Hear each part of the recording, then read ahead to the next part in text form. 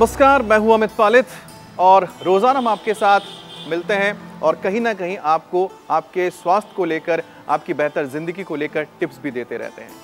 वैसे हम लगातार आपको बॉडी के हर पार्ट के बारे में बता रहे हैं, लेकिन बॉडी का एक ऐसा भी हिस्सा है तो बहुत इंपॉर्टेंट, लेकिन कई बार हम उसको ओवरलुक कर जाते हैं या फिर नज़रअंदाज कर जाते हैं। चलते फिरते उठते बैठते उस पर्टिकुलर पार्ट का इस्तेमाल तो होता है, लेकिन क्योंकि वो किसी का एक हिस्सा है, इस वजह से क्या होता है कि उस हिस्से को हम ध्यान नहीं रखते, लेकिन उसका जो ब्रॉडर हिस्सा है उसको हम याद रखते हैं। मतलब इस तरह से समझिए कि हम आम तो खाते हैं, गुठली को फेंक देते हैं, सोचते हैं गुठली का क्या मतलब है, लेकिन गुठली बहुत इंपॉर्टेंट होता है क्योंकि गुठली से एक नया पेड़ उगता है। इसीलिए बॉडी का एक ऐसा हिस्सा है जो है तो गुठली की तरह, लेकिन आपके लिए बहुत इंपॉर्टेंट इसलिए है क्योंकि अगर आप चाहते हैं कि आपको कभी चलने फिरने में दिक्कत ना आए और आपके पाँव हमेशा मजबूत रहें, जब आप दौड़ें तो आपको स्ट्रेंथ मिले, तो ये जो होता है उसके लिए थाई तो होता है, लेकिन थाई के साथ जो नी से नीचे का हिस्सा है वो भी इम्पॉर्टेंट होता है। उसमें एक सबसे इम्पॉर्टेंट पार्ट है जो मैं आपको बताने जा रहा हूँ, वो है आपकी ये काफ मसल्स। जो आपका काफ मसल होता है, ये देखिए, ये जो काफ मसल है, ये अगर ये स्ट्रॉन्ग नहीं है, इसमें स्ट्रेंथ नहीं है, तो आपको दौड़ने में, उसके बाद आप लंबा वॉक करना चाह रहे हैं, उसमें आपको दिक्कत होगी और जैसे जैसे उम्र जाएगी, उम्र बढ़ती रहेगी, आपके लिए दिक्कतें पैदा होंगी।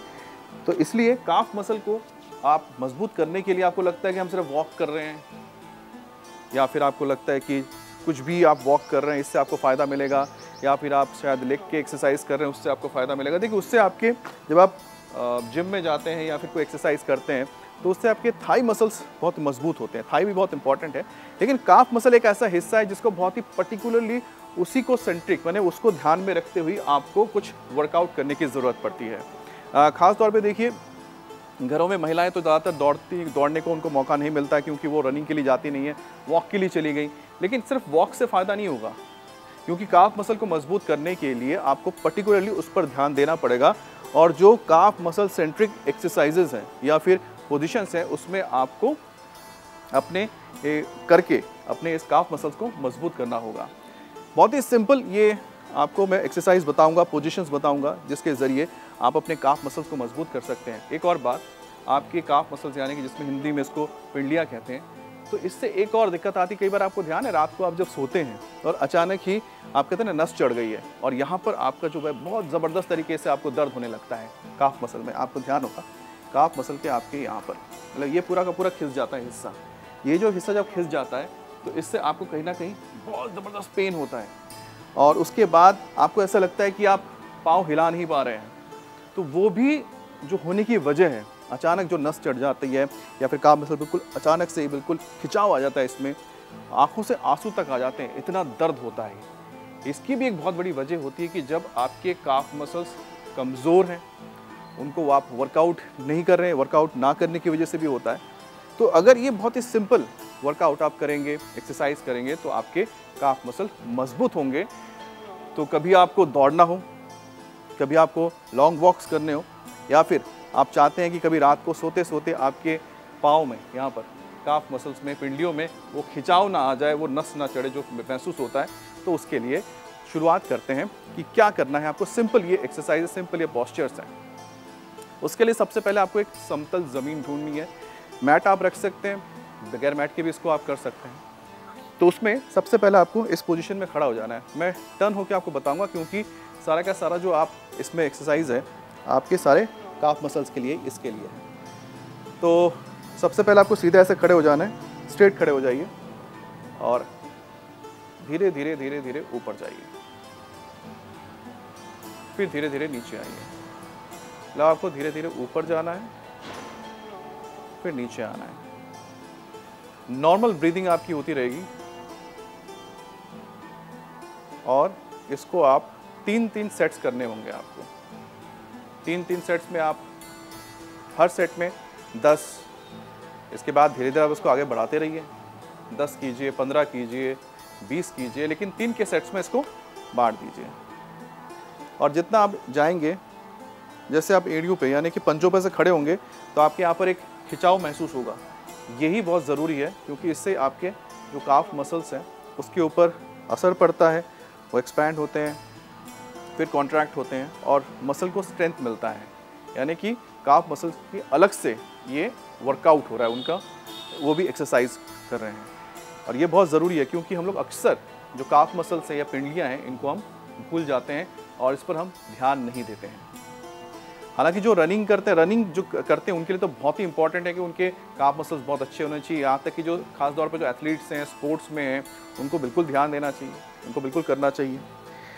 अच्छा, अब जो हमने ये किया तो इसका जो आपने जो देखा पहला वेरिएशन जो था इसमें स्ट्रेट खड़े। इसके बाद क्या करना है कि थोड़ा सा डायगोनल कर लेना है, यानी कि बाहर की तरफ पंजों को ले जाइए, एड़ियाँ यहीं पर ही रहेंगी, एड़ियाँ ऐसी रहेंगी, पंजे बाहर हो गए। आप सेम इसी तरह से ऊपर करेंगे, तो पंजों पे फिर से खड़े होइए। अच्छा, एक और बात है, अगर आपको लगता है कि आपका बैलेंस नहीं बन पा रहा है, ठीक, तो आप सपोर्ट भी ले सकते हैं, सपोर्ट लेके भी इसे कर सकते हैं। दीवार के साथ खड़े हो जाइए और दीवार के साथ सपोर्ट लेके भी इसे आप कर लीजिए, कोई दिक्कत नहीं। इसमें भी 3 सेट्स कीजिए, 3 सेट्स में 10-10 का रिपीटेशंस कीजिए, या फिर आप 10 से फिर 15, 15 से 20, इसी तरह से करते रहिए। और जब आप करेंगे, देखिए हर एक पोजीशन पे, जब मैं स्ट्रेट में था और अब मैंने जब हल्का सा अपने पंजों को बाहर निकाले, एड़ियाँ वहीं पर ही हैं, तो ऑटोमेटिकली आप फील करेंगे जो आपके जो ये काफ मसल्स हैं इसके अलग अलग हिस्से पे वो प्रेशर आएगा। और वो प्रेशर आने का मतलब ही है कि आपके काफ मसल के अलग अलग हिस्सों पे वो प्रेशर जा रहा है और वो उनकी एक्सरसाइज है, यानी कि उनका वर्कआउट हो रहा है, एंड वो आपके जो काफ मसल्स हैं and they are getting stronger and you feel that pressure in different parts of your calf muscles. तो एक हो गया। तो दूसरा, तो पहला हमने बताया था स्ट्रेट, इसी तरह से आपको up and down, up and down. उसके बाद मैंने कहा था एड़ियाँ वैसे रहेंगी, पंजे बाहर हो जाएंगे, और फिर आपको same up then you go down, up you go down, normal breathing. अब तीसरे की हम बात करें, तीसरा पोजीशन क्या है? फर्स्ट, सेकंड हो गया है। अब हम करेंगे कि पंजों को अंदर की तरफ ले आएंगे। अब पंजों को जब अंदर तक ले आएंगे, फिर से 1 2 up and down, up and down, up and down. Breathing आपकी नॉर्मल होगी, लेकिन जैसे जैसे आपने पंजों के अपने हिस्सों को, जैसे पंजों को या फिर आपके जो फीट्स हैं उनको आपने अलग अलग पोजीशंस में रखा, उसी तरह से आपके काफ मसल्स के अलग अलग हिस्सों पे जो प्रेशर है वो आने लगा। देखिए, और इसको रिपीटेशंस के साथ करते हुए जाइए, क्योंकि जब जब आप रिपीटेशंस करेंगे, आप देखिए कि आपके काफ मसल्स पे इसका असर होगा। अगर आप फ्रंट से भी देखते हैं, अगर मैं फ्रंट से भी करूंगा ऐसे ही, देखिए, तो आपने देखा कि किस तरह से आप पंजों को अलग अलग डायरेक्शन में रखकर इसको कर सकते हैं काफ मसल्स के लिए। अब आपको बताते हैं कि आप सिंगल लेग से करना है, यानी कि इसमें आपको बैलेंस भी चाहिए होगा, और साथ ही साथ इसमें क्या होगा कि बैलेंस के साथ साथ आपका जो हर एक, क्योंकि आपका पूरा बॉडी वेट क्या होगा, अब एक ही पाँव पर जाने वाला है, यानी कि सिंगल काफ मसल्स पर जाएगा, तो उसको और ज़्यादा स्ट्रेंथ मिलेगा, यानी कि और ज़्यादा स्ट्रॉन्ग बनने के लिए उसको फ़ायदा होगा। जब ऐसे खड़े होंगे तो आप पाँव को ऐसे रख लीजिए, बैलेंस की ज़रूरत है, और फिर 1 2 3। लेकिन अगर आपको लगे बैलेंस नहीं है तो आपको सपोर्ट चाहिए, तो सपोर्ट आप ले सकते हैं, सपोर्ट लेके भी आप कर सकते हैं, लेकिन पाँव को इतना आराम से रखिए कि जिससे कि पाँव नीचे ना फिसल जाए और जहां आपको कंफर्टेबल लगे। और उसके बाद फिर 1 2 3 4 5 6 7। अब आपको लगता है कि आप ये कर रहे हैं, लेकिन आपको सपोर्ट के साथ करना पड़ रहा है या कंफर्टेबल नहीं हो रहा है, एक और आपको बताते हैं, अगर आप पाँव को सीधा रख सकें तो ऐसे भी आप कर सकते हैं। 2 3 4 5। दोनों को रिपीट कीजिए इससे। 1 2 3 4 5 6 7 8 9 10। इसी तरह से इस पाँव को आप उठाइए। 1 2 3 4 5। अगर आपको ये एक्सरसाइज लगता है कि बहुत डिफ़िकल्ट है, नहीं कर पा रहे हैं, तो आप सिंपल, मैंने आपको बता दिया सिंपल तो कर ही सकते हैं। अगर ये आप करना चाह रहे हैं सिंगल वाला, तो जैसे कि यहाँ पर कोई भी एक दीवार है, इसको आप सपोर्ट कर लीजिए, सपोर्ट ले लीजिए। मैंने सपोर्ट लिया, यहाँ पर हाथ रखिए, पाँव को ऐसे रख दीजिए। 1 2 3 4 5 6 7 8 9 10। इसी तरह से रिपीट कीजिए। दूसरे हाथ से फिर से सपोर्ट लीजिए। 1 2 3 4 5 6 7 8 9 10। मैंने फास्ट किया, आप धीरे धीरे कीजिए, क्योंकि मैं आपको बता रहा हूँ पाँव को जब उठा लेते हैं तो उसमें भी पाँव को उठा के करना है, तो भी आप यहाँ पर सपोर्ट ले कर सकते हैं। ठीक है, 1 2 3 4 5 6। इसको दूसरी तरफ से भी कीजिए।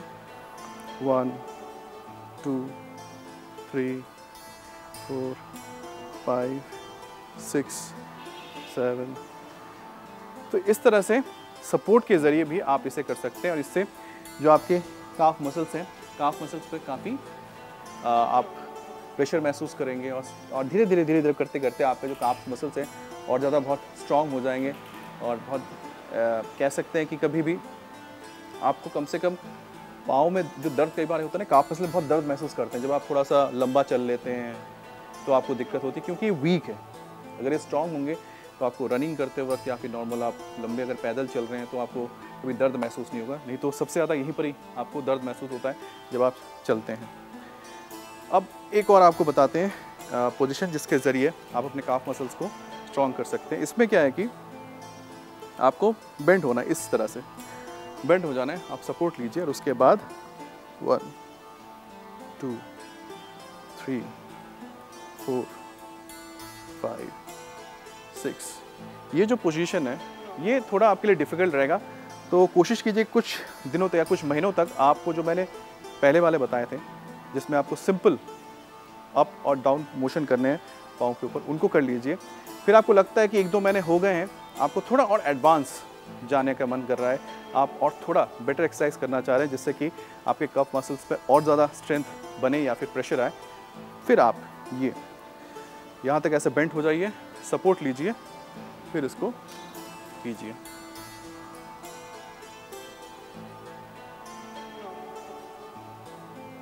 इस तरह से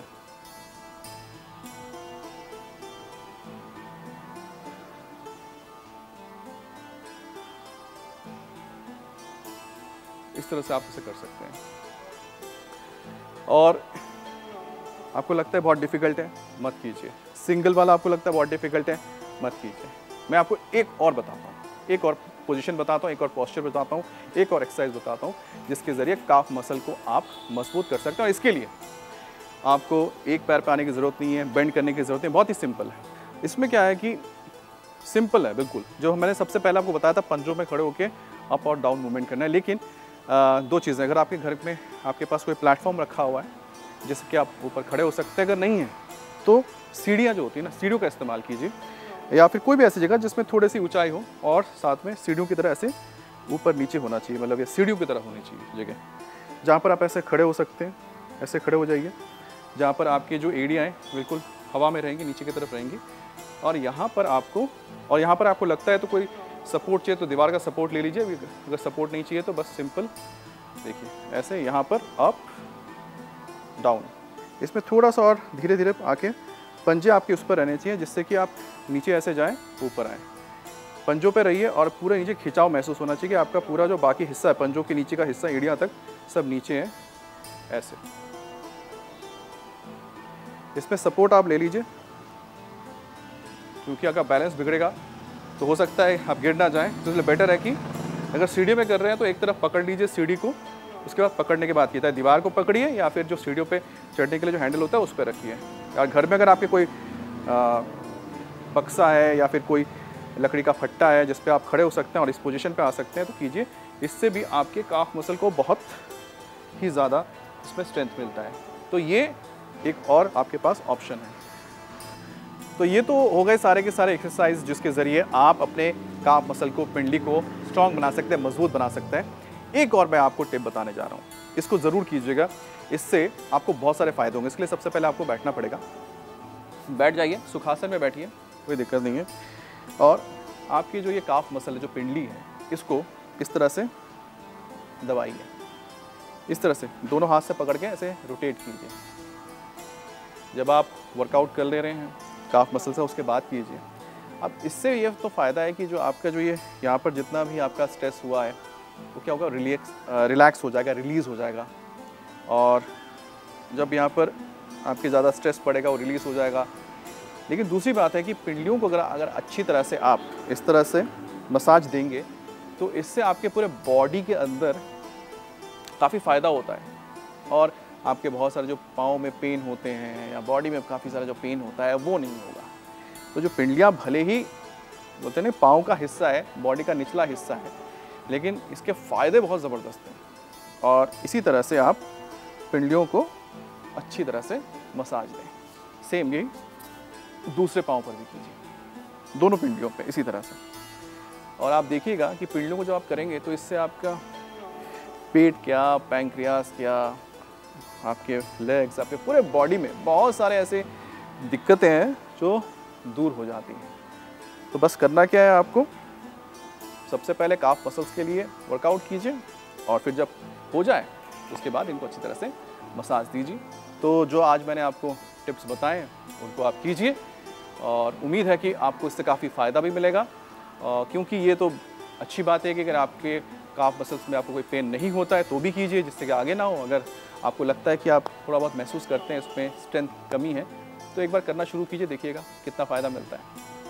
धन्यवाद।